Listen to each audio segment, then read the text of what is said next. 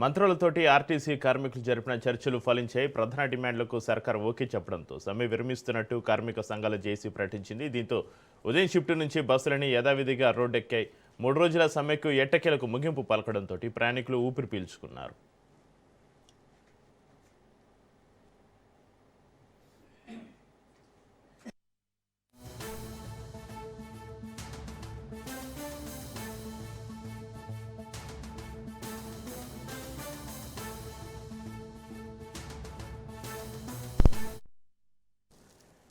Secretariat వేదికగా నిన్న 11 గంటల నుంచి లంచ్ వరకు అధికారులతోటి, ఆ తర్వాత అర్ధరాత్రి 12 గంటల వరకు మంత్రులతోటి 2 దశలో సుమారు 13 గంటల పాటు జేఏసీ నేతలు చర్చలు జరిపారు. మొత్తం 32 డిమాండ్లపైన కార్మిక నేతలు పట్టుబట్టగా ప్రధానంగా ప్రభుత్వంలో ఆర్టీసీ విలీనం, ఎలక్ట్రికల్ బస్సుల నిర్వహణ, వేతన సవరణ, యూనియన్లకు అనుమతి తదితర 4-5 అంశాలపైనే పీఠముడి పడినట్టు తెలిసింది.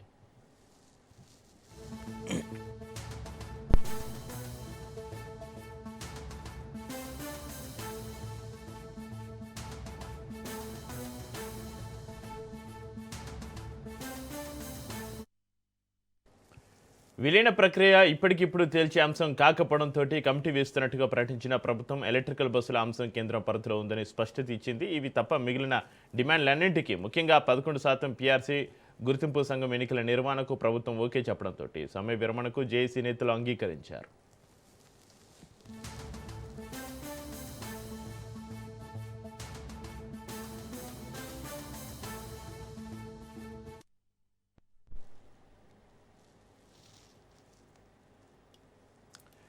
మంత్రులతోటి ఆర్టీసీ కార్మికులు జరిపిన చర్చలు ఫలించే ప్రధాన డిమాండ్లకు సర్కార్ ఓకే చెప్పడంతో సమ్మె విరమిస్తున్నట్టు కార్మిక సంఘాల జేఏసీ ప్రకటనకు సంబంధించి మరింత సమాచారాన్ని మా ప్రతినిధి సైదులు ఫోన్లలో అందిస్తారు. సైదులు, చక్రి ఆర్టీసీ డిమాండ్స్ సంబంధించినటువంటి చర్చలు రాత్రి 12 గంటల వరకు కూడా జరగడం జరిగింది. సో ఇక అర్ధరాత్రి మంత్రులతోటి ఆర్టీసీ జేఏసీ నాయకులు భేటీ అయిన తర్వాత వారికి ఉన్నటువంటి డిమాండ్స్ ఏవైతున్నాయో 32 డిమాండ్స్ రాష్ట్ర ప్రభుత్వం ముందు నుంచి వాటిని పరిష్కరించాలని చెప్పేసి కూడా పెట్టడం జరిగింది. సో వాటన్నిటిని కూడా సానుకూలంగా స్పందించినటువంటి రాష్ట్ర ప్రభుత్వం పరిష్కరిస్తామని హామీ ఇచ్చింది. సో అందులో ప్రధానమైనది ఒకటి, ఆర్టీసీని ప్రభుత్వంలో విలీనం చేయడం అనేది చాలా ప్రాధాన్యత సంతరించుకుంది. సో అంశంకు సంబంధించి కూడా రాష్ట్ర ప్రభుత్వం సానుకూలంగా ఉండడంతో సో ఖచ్చితంగా ఇక ఆర్టీసీని రాష్ట్ర ప్రభుత్వంలో విలీనం చేసేందుకు ప్రభుత్వం అంగీకరించినట్టుగా కూడా మనకైతే తెలుస్తుంది. ఇక మిగిలిన అంశాలకు సంబంధించి ఏవైతే 32 డిమాండ్స్ ఉన్నాయో వాటికి సంబంధించినటువంటి అంశాలన్నింటినీ కూడా ఒక్కొక్కటిగా పరిష్కరిస్తామని చెప్పేసి కూడా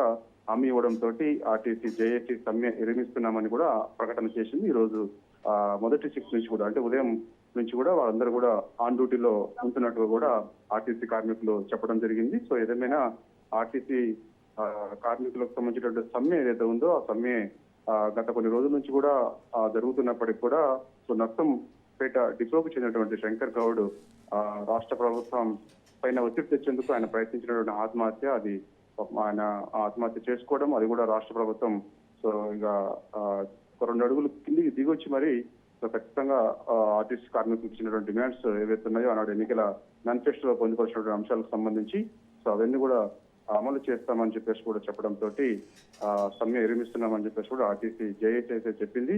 కాబట్టి ఇక శంకర్ గౌడ్ కుటుంబాన్ని ఆదుకుంటామని కూడా రాష్ట్ర ప్రభుత్వం చెప్తుంది.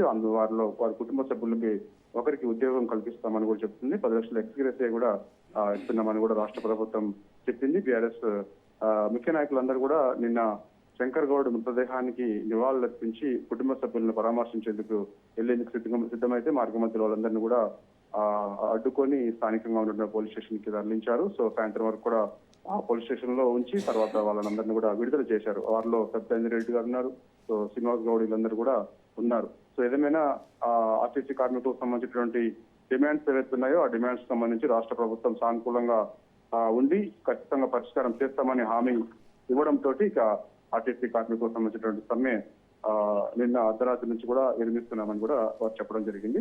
సో ఇక ఆర్టీసీకి సంబంధించినటువంటి యూనియన్లకు సంబంధించినటువంటి ఎన్నికలు గత కొన్ని రోజుల నుంచి కూడా అవి పెండింగ్ లో ఉంటున్నాయి.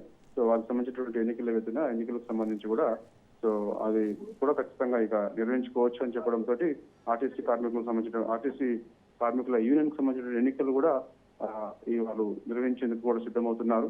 సో వారికి ఉన్నటువంటి ఏవైతే ఉన్నాయో అన్ని కూడా రాష్ట్ర ప్రభుత్వం వాళ్ళ ముందు సమస్యలు అదే డిమాండ్స్ అన్ని కూడా వారి ముందు పెట్టడం జరిగింది.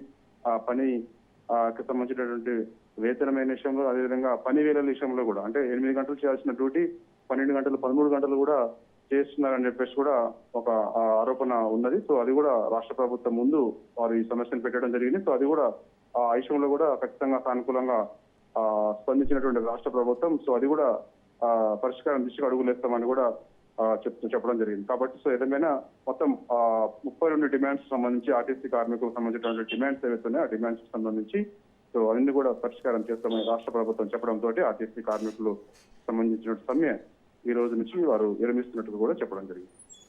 సైదులు, ఆర్టీసీని ప్రభుత్వం విలీనం చేసే ప్రక్రియ పైన ప్రభుత్వం నుంచి వచ్చిన స్పష్టమైన గడువు ఏంటి సైదులు?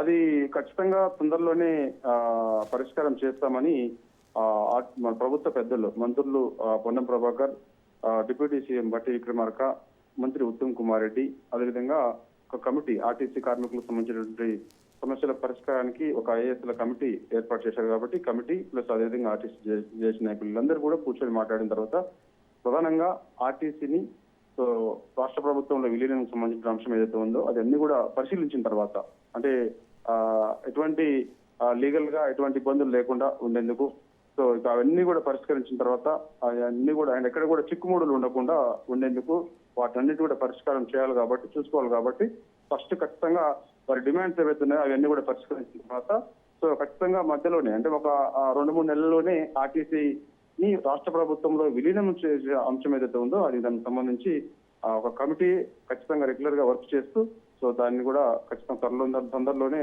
రాష్ట్ర ప్రభుత్వంలో విలీనం చేసేందుకు కూడా అన్ని కూడా అది ఇబ్బందులు లేకుండా చూసుకున్న తర్వాత సో అప్పుడు రాష్ట్ర ప్రభుత్వం అధికారికంగానే ఆర్టీసీని ప్రభుత్వంలో విలీనం చేస్తామని చెప్పేసి కూడా తొందరలోనే చేసే అవకాశం ఉన్నట్టు కూడా తెలుస్తుంది. అది అంగీకరించినట్టు కూడా తెలుస్తుంది. అంటే సమస్యలు, అంటే ఈ ఇబ్బందులకు సంబంధించి కూడా అన్ని కూడా ఆ జేఏసీ నాయకులతో చర్చించిన తర్వాత సో వాటన్ని కూడా పరిష్కారం అయిన తర్వాత ఖచ్చితంగా వాటిని కూడా విలీనం చేస్తామని ఒక హామీ, స్పష్టమైన హామీ ఇవ్వడంతో ఇక వాళ్ళు ఆర్టీసీ జేఏసీ నాయకులు అందరూ కూడా రాష్ట్ర ప్రభుత్వం ఇచ్చినటువంటి హామీ ఏదైతే ఉందో హామీ మేరకు వారు సమ్మె నిర్వహిస్తున్నారని కూడా చెప్పడం జరిగింది.